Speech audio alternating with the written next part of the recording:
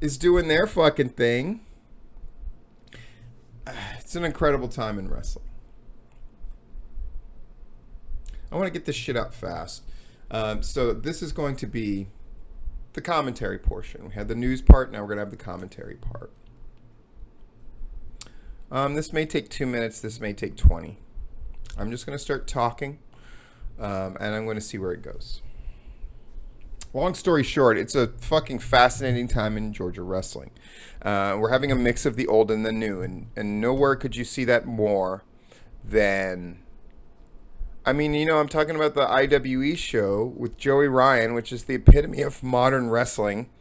We have fucking dick suplexes and shit.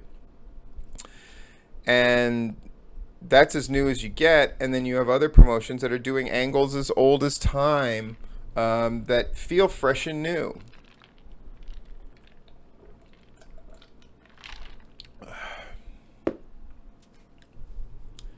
I've neglected to talk about Stranglehold. So Stranglehold had their show with Sabu, and they had their debut in Fort Valley, Georgia. Drew over 100. So that's certainly a success. I assume they didn't pay $6,000 for the building this time. That's also a success. From all accounts, the crowd reacted well to the show. They needed a decent debut, and they got one. Now, the match results in shit that I heard about. I could give a fuck. Extreme Phenom ends up with the title at the end. And then, you know, Dangerous Danny Horn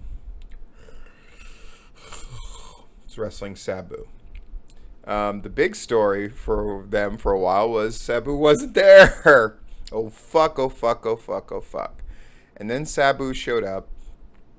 Fucked up. Let's not mince words. Let's not couch it. That's what this commentary is about. Let's stop couching it, folks. Sabu was fucked up. Almost beyond fucking repair. And got into the ring. Wrestled a match. It's dog shit. Full disclosure. Have I ever wrestled somebody who was fucked up? Yeah. I used to wrestle Jake Roberts. Coin flip on whether he was going to be fucking decent to perform or not. And of course, he was the reason that people were there usually. And so... did I have nights where I DDT'd myself? Yes. Did I have nights where I wrestled other old timers that were fucked up? Yeah. I say all that to go into this part of my commentary. And some people are going to say it's because it's Stranglehold that I'm going to be so hard on it. But I brought up the thing about modern wrestling, like very new and old school and all that shit for this reason.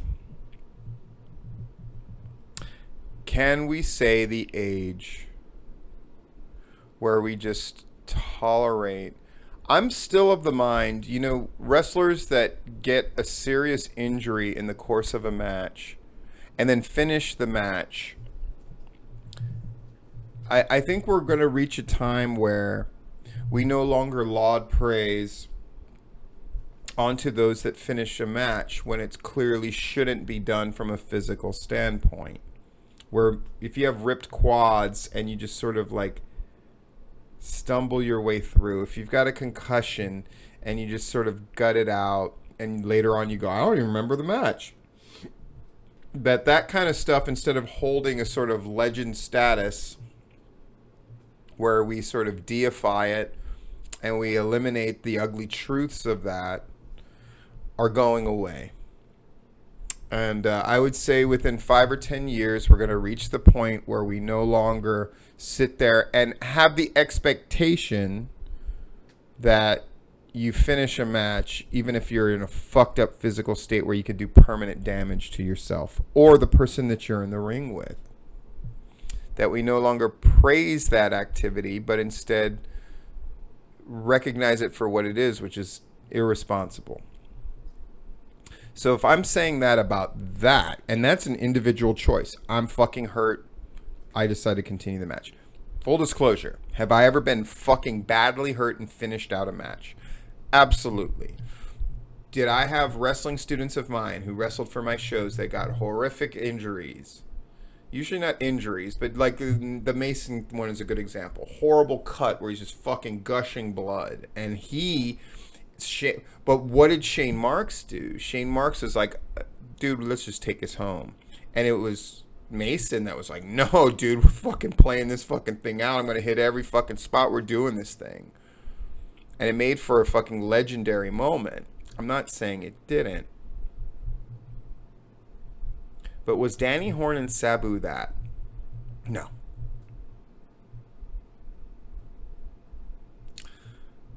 Eric Nelson, who I've talked a lot of shit about, I'm going to talk some more because it's his show. And Sabu shows up and he's fucked up beyond repair. And you throw him in a ring, which is not only disgraceful to him. Remember when Scott Hall was all fucked up and still had the fucking plastic bracelet on from the hospital where he just was, and he's just fucked up, and he shows up and they put him in the ring and people railed that guy. You fucking put Scott Hall in the ring just to cut a promo, and it was seen as disrespectful, and it was seen as you just fucking put him on display. And the promoter was like, look, these people paid to see Scott Hall, and fuck it, I put him out there. I lived up to my end of the agreement, and I paid him, so what's up? But to put Sabu in that ring, this is a general thing about wrestling. It needs to stop. We have to stop putting people who are fucked up into a ring. There was a wrestler of some note, not famous, but big deal in Georgia, who came to a PCW show and he was fucking liquored up. And we just prevented him from working. And chastised him for it. I think that's where we need to be. And that guy was not nearly as fucking gone as Sabu was. Sabu could have fucking hurt himself. He could have hurt Danny Horn. God knows. They dodged a bullet. And people get mad because they think that I'm somebody who wants to shut down opportunities for people, right? The opposite is actually true, but let's go with your argument, right? Yeah, you want to close it off. You want to close off the business and you're kind of elitist. I'm not kind of elitist. I am elitist.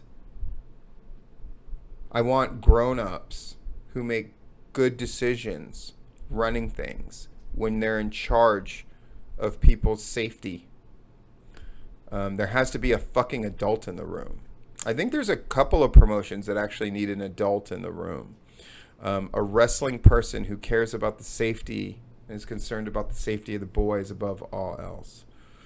And if you're running a show where your name shows up fucked up and you're relieved that they showed up and not concerned that they're fucked up, you're a shit show. If you run a show where you use somebody who is famously fucked up at every show they're doing, from now on, you're a shit show. People might get mad about me, say that I'm fucking disgracing Sabu's name. Sabu is disgracing his fucking name. And the people that use him and prop him up and put him in a ring at this stage of the game are fucking abusing his fucking former greatness. I'm not doing anything except speaking the truth. And the truth is, Sabu's been fucked up for a long time. And there's groups that were able to make it happen with him with very short matches and covering him. I'm thinking specifically of AWE when he wrestled Murder. They kept that thing short and sweet. I don't know how fucked up he was. I do know this, that Sabu is a really fucked up person at this stage in the game. Let's just fucking call it out. Sabu, the legend, deserves better. But not, he doesn't deserve to be lied for. He deserves to have a thing at life at this point that's worthy of his legend status.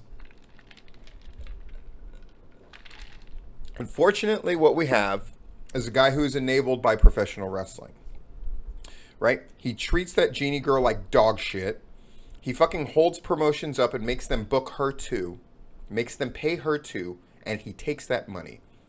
Am I speaking anything that is not true? Everybody listening to this who knows them knows that this is fucking true. And wrestling allows this to fucking continue. And it's disgraceful and it needs to stop. Am I expecting too much that the Eric Nelsons of the world take some kind of fucking stand?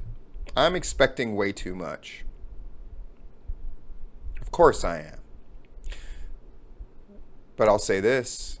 If you want me to treat all promoters with respect, then they have to act in a way that garners my fucking respect. And Eric Nelson, you have none from me. I'll tell you what would have impressed me. I'll tell you what would have made me think, maybe I am too hard on this fucking piece of shit. If Sabu had shown up to that show in a fucked up state, and you walked out there, you love going out there and cutting promos, don't you? Dipshit. And said, Sabu is in no condition to perform tonight. But we're not going to let you down. We're going to do X, Y, Z. And you improvise, and a guy comes out there and tears the house down. And you know what the crowd would have done? They would have respected you all the more. That's where wrestling needs to go on the independent level if it is to be taken seriously. Let me put it another way. Was TNA fucked up for putting a fucked up Jeff Hardy in the ring with Sting? It's an easy answer, is it not? How does this not apply to Stranglehold? Even more so.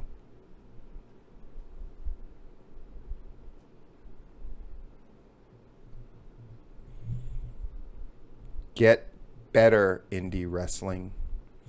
Get better, promoters. It's one thing for me to be super picky about your crowd numbers, and I will always be picky about that. And I'm always going to be the fucking avenging angel looking over the fucking shoulder. And if I find out somebody's fucking faking their crowds, championship wrestling from fucking Georgia, yeah, I'm going to fucking cut your head off publicly. And other people, if I suspect it, bink, I'm going to check you with the flat end of the sword. And I don't apologize for that. But when it comes to shit like putting guys in the fucking ring who should not be there, who are risking people's health by being there, I'm not going to fucking tolerate that shit. Sorry. And you can try to scream hypocrite at me. You can try to point to other things. What about? That's the time that we live in, right? What about? Fuck your what about. You say your promotion's like a family. All of you promotions that say, oh, we're like a family.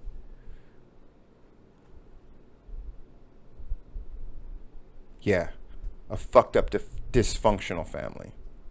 So what are we going to do about it, indie wrestling? Support indie wrestling. I don't support that shit. And neither should you.